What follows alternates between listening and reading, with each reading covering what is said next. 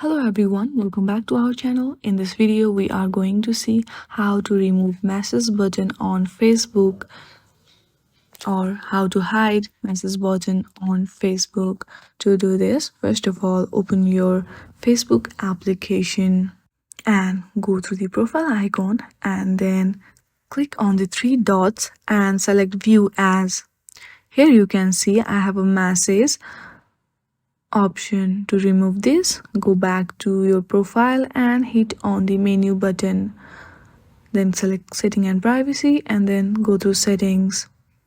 Now go through the profile information. From here you can only remove message button by editing your birth date. By having the younger age can remove message button on Facebook, but I have recently changed my birthday so I couldn't. You can change your birthday easily. Thank you for watching this video. If you like this video, then please do not forget to subscribe our channel. Thank you for watching.